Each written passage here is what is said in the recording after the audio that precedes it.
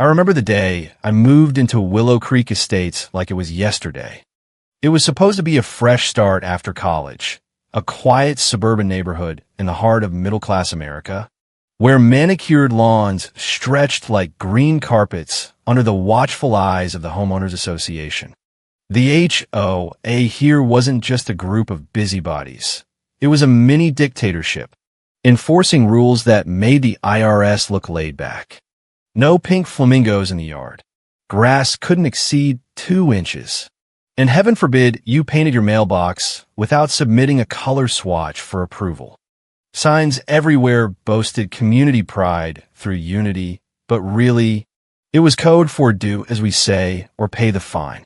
My name's Sophia, and I've lived here my whole life. Technically, my parents, James and Emma, bought the house when I was a kid, and they've been on the HOA board ever since. Dad's the treasurer, always crunching numbers on who owes what in dues. And Mom's the vice president, the one who sends out those passive-aggressive newsletters about maintaining standards. Then there's my younger sister, Lily, the golden child, the HOA darling. She moved back in after flunking out of her 3rd college attempt. But you'd think she invented suburbia the way everyone fawned over her. Lily didn't just live here. She ruled the social scene, hosting block parties where she'd flutter around in her designer sundresses, charming the neighbors while subtly dropping hints about rule violations. Me, I was the invisible one. I worked 2 jobs, a barista gig in the mornings and freelance graphic design at night, to keep up with the rising HOA fees that somehow never applied to Lily. My parents always said, "Sophia, you just need to work harder," whenever I complained about the uneven enforcement. Like the time my car got a warning sticker for parking 2 inches over the curb line, while Lily's SUV sat crooked in the driveway for weeks without a peep. It's about presentation, Mom would say, sipping her iced tea on the porch while eyeing my faded welcome mat like it was a personal insult. The neighborhood was a powder keg of petty grievances. Old Mr. Hargrove down the street got fined $500 for planting tulips that weren't on the approved flower list. Apparently, they clashed with the neutral palette, and Mrs. Patel had to repaint her entire garage door because the shade of beige was too sandy. But Lily? She once threw a luau party with tiki torches blazing past curfew, and the HOA minutes praised it as fostering community spirit. I kept my head down, mowing my section of the lawn to exact specifications, recycling like a pro, and avoiding the monthly meetings where Mom and Dad would beam at Lily's contributions, which mostly meant her Instagram posts tagging the neighborhood hashtag. It wasn't always this bad. When we were kids, Lily and I shared a room, and I'd help her with homework while she doodled hearts on her notebooks. But somewhere along the line, the favoritism crept in. Maybe it started with the birthday parties. Lily's always had bounce houses and magicians. Mine a store-bought cake and a good job pat on the back. By high school, it was clear Lily was the star. She got the new bike while I fixed up the rusty hand-me-down. Be more like your sister, Dad would say when I brought home straight A's, only to pivot to Lily's C in art class as creative expression. Now, as adults, it played out in HOA drama. Lily volunteered for the beautification committee, which meant she picked the holiday decorations and got free passes on everything. I, on the other hand, got a citation for my garden gnome being too whimsical. It was laughable. Really, the kind of dark humor where you chuckle through gritted teeth. I'd seen neighbors whispering at the mailbox cluster. Poor Sophia, always the rule follower, but never the favorite. But I didn't fight back. Not yet. I observed, noted every inconsistency, every snide remark, like when Mom hosted a board meeting at our house, and Lily waltzed in late, spilling coffee on the carpet. Oh, accidents happen. Mom laughed it off. If it had been me, a fine for property damage. One evening, after a long shift, I came home to find a pink notice taped to my door. Violation, unauthorized exterior modification. Turned out, The bird feeder I'd hung was attracting wildlife, code for pigeons. Fine, $200. I crumpled it in my fist, staring at Lily's balcony across the yard, decked out with string lights that violated the same rule. She caught my eye from her window and waved cheerily. Her smirk saying it all. Tough luck. Sis. I waved back, forcing a smile, but inside, the resentment simmered. How much longer could I play the good daughter? The compliant resident?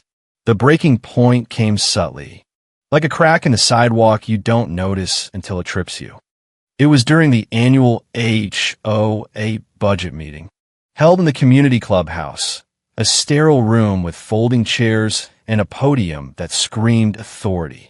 Dad stood up there, adjusting his tie, announcing the year's allocations.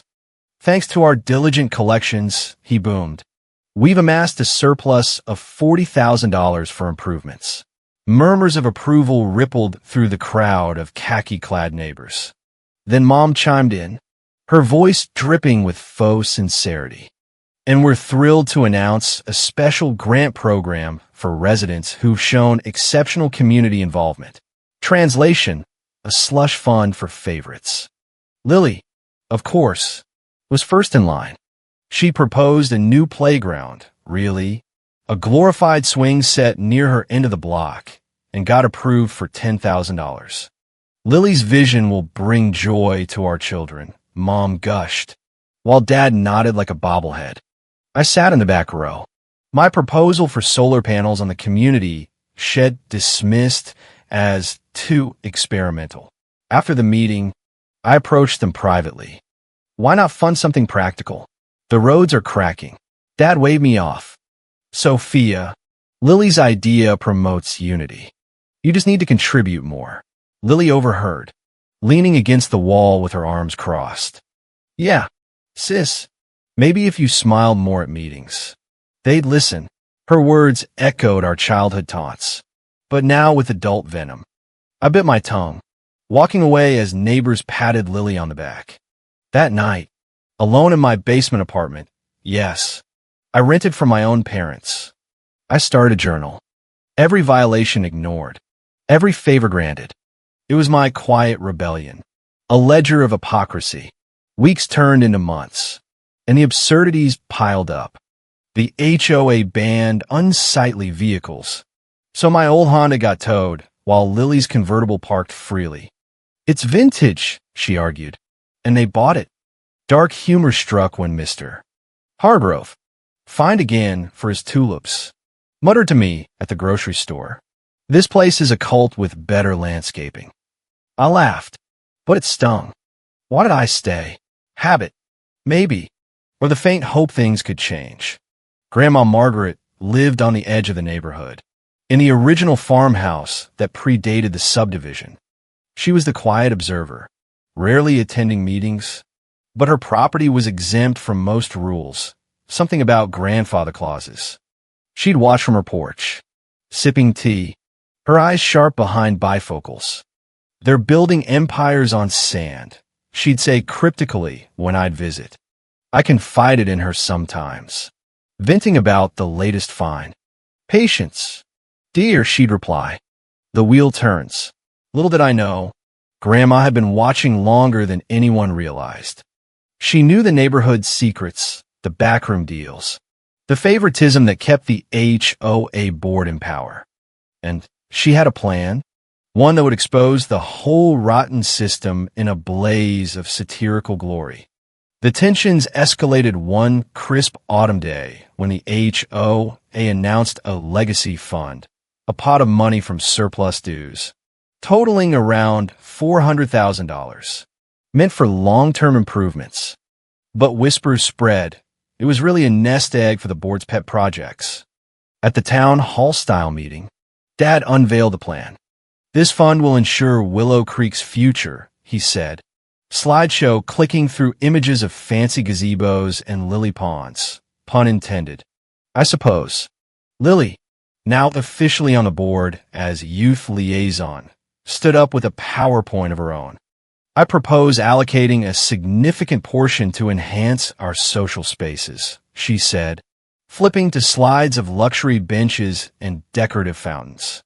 The crowd ate it up, clapping as if she'd solved world hunger.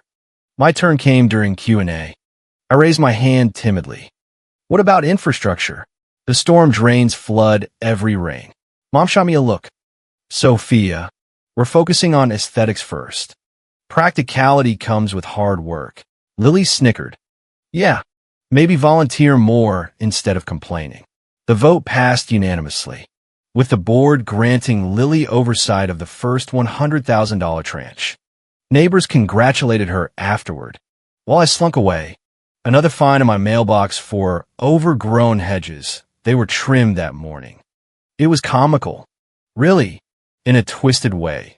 The HOA preaching unity while dividing us into haves and have-nots. I overheard Mom telling a friend, Lily's our pride. Sophia? She's resilient. Resilient meant invisible. That evening, Lily cornered me in the kitchen. Don't be jealous. Soft. It's not my fault they see potential in me. Her tone was saccharine, but her eyes gleamed with triumph. Maybe if you weren't so. Plain. I smiled thinly. Plain pays the bills. She laughed, tossing her hair. Whatever helps you sleep. But sleep evaded me. I pored over my journal. Connecting dots. Waive fees for bored friends. Inflated contracts to vendors who kick back favors. It was a satire of suburban greed. HOA style. Grandma called the next day. Come over. We need to talk. Her voice had an edge, like she was done watching. At her house, surrounded by antique furniture and yellow deeds, she revealed scraps of history. This land was mine before the HOA existed. I sold parcels but kept rights. Her eyes twinkled. They think they control everything. But power's an illusion. She handed me old documents, easements, trusts. I've seen how they've treated you. It's time. I didn't grasp it fully then, but the seeds of reversal were planted. The HOA's house of cards was about to topple, and I'd have a front row seat to the farce. As winter blanketed Willow Creek in a thin layer of snow, the HOA's absurdities reached new heights of comedy or tragedy, depending on your view. They mandated holiday neutrality, banning anything too festive. Yet Lily's house twinkled like a Vegas casino with lights that violated every wattage rule. It's for morale, Mom explained in the newsletter, while finding Mrs. Patel for a single wreath. I shoveled my walk meticulously, only to get a notice for uneven salt distribution. Laughable, if not for the $50 penalty. The legacy fund became the board's slush fund. Lily used part of it for a community spa day, really, a trip for her and her cronies to a local salon. Bonding builds unity, Dad justified at the next meeting, where I sat silently, my journal growing thicker. Neighbors grumbled privately, but feared reprisal. Mr. Hargrove whispered to me, it's like the Emperor's new clothes. But with bylaws. I nodded, biding my time. Grandma's revelations unfolded over tea sessions. She showed me the original charter. The HOA was formed on her land grant, with a clause allowing the founder or heir to veto major decisions. They forgot about me, she said with a wry smile, or ignored me, like they ignore you. We pored over records, spotting embezzlement hints, padded expenses, ghost vendors. It was Cham Beam at its finest, a group preaching fiscal responsibility while lining pockets. Lily's arrogance peaked when she proposed renaming the community park Lily's Legacy Green. In honor of my contributions, she said at a board vote. Mom and Dad beaming. It passed. Of course. I objected mildly. Isn't that premature? Lily shot back. Jealousy doesn't suit you. Sis, work harder. The room tittered. But Grandma, attending for the first time in years, just watched. That night, Lily texted, stay in your lane. This is my neighborhood now. I replied with a thumbs-up emoji. But internally, the storm brewed. Grandma and I met with a lawyer quietly, her old friend, versed in property law. The funds mismanaged, he confirmed. And with your rights? Margaret, you can dissolve it all. The escalation hit when the board announced the full legacy fund allocation, $400,000 to preferred residents for home upgrades. Lily got the lion's share for a pool addition. My application for roof repairs? Denied. Not essential, Mom said. At the announcement dinner, catered, naturally, Dad toasted Lily. Our future leader. Lily preened. Thanks, Dad. Sophia. Maybe next time. I stood to leave, but Grandma rose, pulling an envelope from her bag. The room hushed. Not so fast, she said calmly. Mom's face paled. Mother, what are you doing? Grandma smiled. Correcting imbalances. What followed was a masterclass in reversal. Grandma revealed the documents. She owned the underlying land trust, controlling the HOA's assets. I've watched you favor one over the other, she said. I my parents. Lily gets passes. Sophia gets fines. It ends now. She produced a check from her personal fortune, amassed from land sales years ago, for $4.5 million. Made to me. Sophia, this is your inheritance. Use it to buy out the board if you wish. Chaos erupted. Lily shrieked. Grandma, that's not fair. Mom protested. You can't undermine us. Dad stammered. Mother, think of the family. Grandma's response was ice cold. I am. The forgotten part. Neighbors gasped. The satire unfolding. The HOA Tyrants exposed as frauds. Lily lunged for the check, but I held firm. It's mine now. Her face contorted in rage. You've always been second best. Grandma cut in. No. She's first in integrity. The board meeting dissolved into shouts, but the lawyers stepped forward. Per the charter, Margaret dissolves the current board. Sophia, as heir, takes control. The high trio peaked as fines were reversed. Funds redistributed fairly. Lily's pool? Canceled. Her lights? Cited. Mom and Dad begged. Sophia, share with the family. I smiled. Work harder. They huffed off. Exposed. In the aftermath, Willow Creek changed. I reformed the HOA. Fair rules. No favorites. Grandma and I sipped tea on her porch, watching the neighborhood breathe freely. Lily moved out, tail between legs. The dark humor? The Karen empire crumbled under its own weight. Justice served with a side of satire. The reversal sent shockwaves through Willow Creek like a suburban earthquake, cracking the facade of perfect picket fences. Neighbors who'd once nodded along to the board's decrees now whispered in driveways, their eyes wide with a mix of schadenfreude and relief. Did you hear? Old Margaret pulled the rug out. Mr.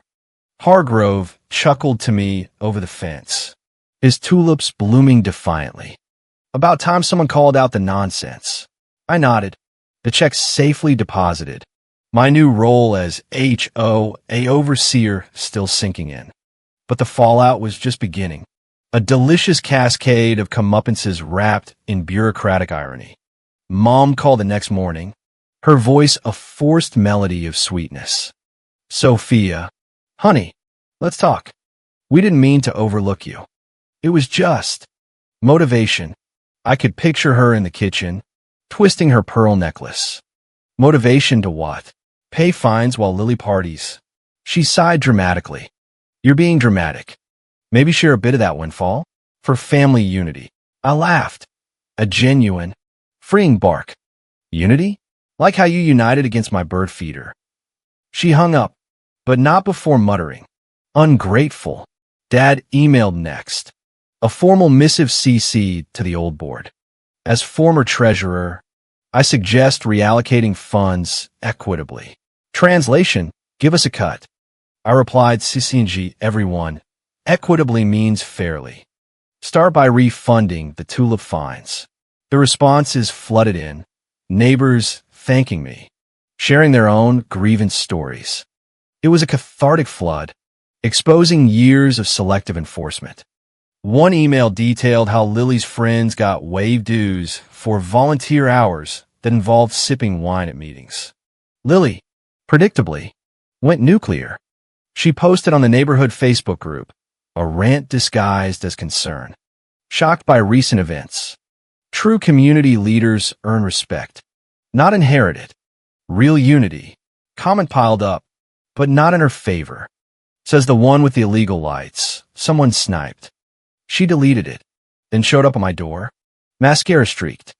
This isn't you. Soft. Grandma's manipulating. I crossed my arms. Like how you manipulated votes for your park? She huffed. I deserved it. I worked so hard. Her work flashed in my mind, flirting with vendors for discounts. Schmoozing at barbecues. Hard work like stealing my ideas? Remember the solar panel pitch you claimed? She flushed. That was collaboration. I shut the door gently. Collaborate with reality. Grandma and I met with the lawyer to formalize the changes. We dissolved frivolous rules.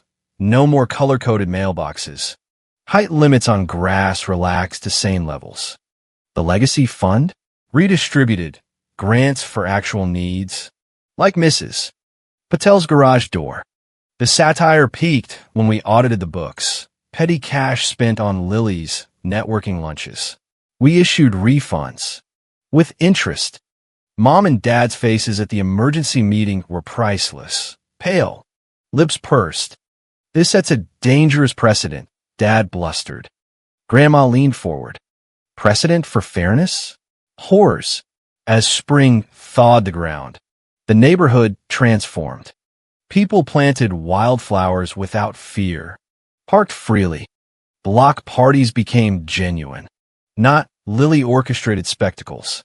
She tried rallying support, cornering neighbors. Sophie is ruining our standards. But they shrugged. Standards like finding Hargrove for tulips? No thanks.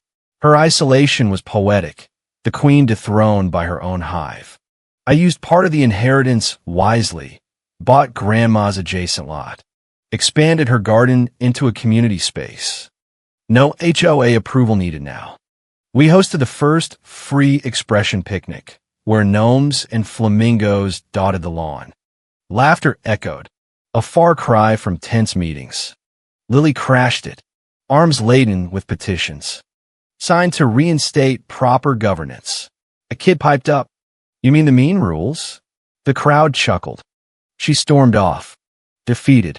Mom tried reconciliation over coffee. "We pushed you to be strong." I stirred my mug. "Strong enough to see through you."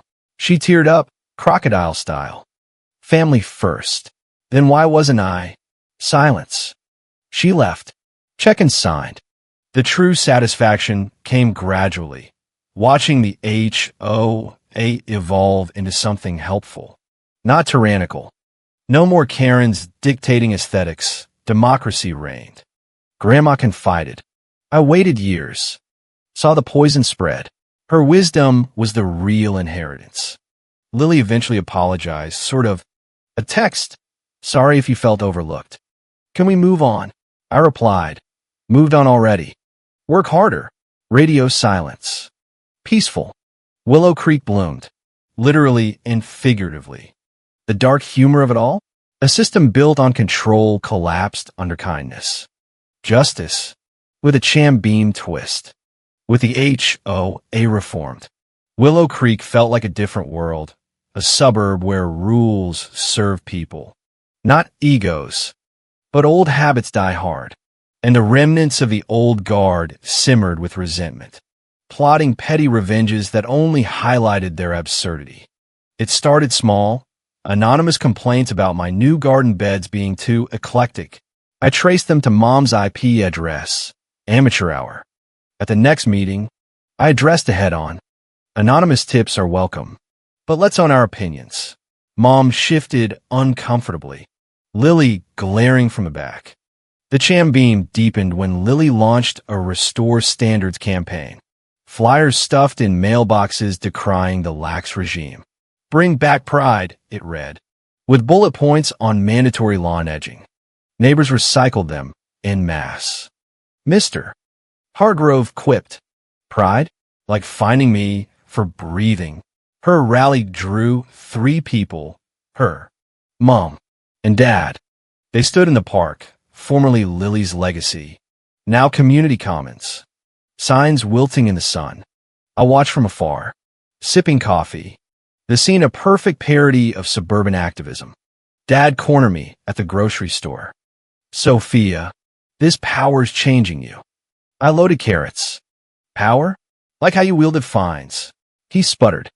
We maintained order. Order that favored Lily. He walked away, defeated. Grandma chuckled when I told her. They're clinging to illusions. Let them. The high watermark of ridiculousness came with their recall petition. Lily door knocked, script in hand. Under Sophia, standards have slipped. Signed to save Willow Creek. Mrs. Patel answered. Slipped? My door's painted how I want. No thanks. Door after door slammed. Lily's frustration boiled over in a voicemail. You're ruining everything. Grandma's senile. I played it at the board meeting. Evidence of harassment. Gasps ensued. Mom defended. She's passionate. Grandma, passionate about control. We countered with transparency. Online portals for budgets. Open forums. Participation sourde. The old fund's misallocations were clawed back. Lily refunded her spa days. It's theft, she cried. No, I said calmly. It's correction. Her pool plans? Scrapped. Site turned into a community veggie patch. Poetic. As summer heated up, their desperation peaked. They sued. Frivolous claim of undue influence on Grandma. The court date was a circus. Lily testifying tearfully about lost legacy. Mom lamenting family division. Our lawyer dismantled it with documents. Judge, this is about ego, not law. Case dismissed, with cost to them. The gallery, packed with neighbors, applauded. Outside, Lily hissed. Happy now. I smiled. Quite. Post-ruling. Peace settled. Mom sent a card. Let's heal. I replied. Healing starts with accountability. Silence. Grandma and I traveled. Her first vacation in years. Leaving the HOA in capable hands. Upon return, the neighborhood thrived. Diverse yards. Happy residents. Lily moved to a gated community. Ironic. Her farewell post, seeking real standards. Comments by Karen. The term fit, the entitled enforcer unmasked. In reflection, the journey was a satire on society. How petty powers corrupt. How silence breeds strength. I wasn't vengeful. I was equitable. Grandma's gift wasn't just money, it was validation. Willow Creek now embodies true unity. No more shadows, everyone shines. The end of an era, the start of fairness. The dust settled in Willow Creek like autumn leaves, covering the old grievances in a layer of quiet resolution. But echoes lingered, subtle reminders of the absurdity that once ruled. Neighbors now greeted each other without fear citations. Yards blooming in chaotic beauty. My role as HOA chair was hands-off, facilitate, not dictate. Meetings became discussions, not decrees. Who knew democracy could work in suburbia? Mr. Hargrove joked at one, his tulips a symbol of freedom. Mom and Dad adapted slowly. They attended meetings meekly, voting without sway. One day, Dad approached post-meeting. Sophia, we were wrong. Pushed too hard. His eyes downcast. Pushed Lily forward. Me backward. He nodded. Can we start over? I extended a hand. As equals. A tentative truce. Lily's absence left a void, filled with relief. Rumors trickled. She joined another HOA climbing ranks with her experience. I wished her well, silently. The inheritance funded community grants, scholarships, repairs. Anonymously, I helped struggling families, paying forward Grandma's kindness. Grandma thrived. Her garden a hub. You did good, she said one afternoon, weeding side by side. Not me. She winked. Team effort. Her stories unfolded. How she built the land. Watch the HOA form as a tool. Morph into a monster. Power corrupts the petty, she mused. A final twist came via mail, a letter from Lily. I've seen the error. Sorry. Brief, but sincere, I replied. Forgiven. Grow. No response. But closure. Willow Creek's transformation was complete. A beacon against HOA tyranny. The satire? What was meant to control fostered freedom. Justice prevailed. With humor in the hindsight.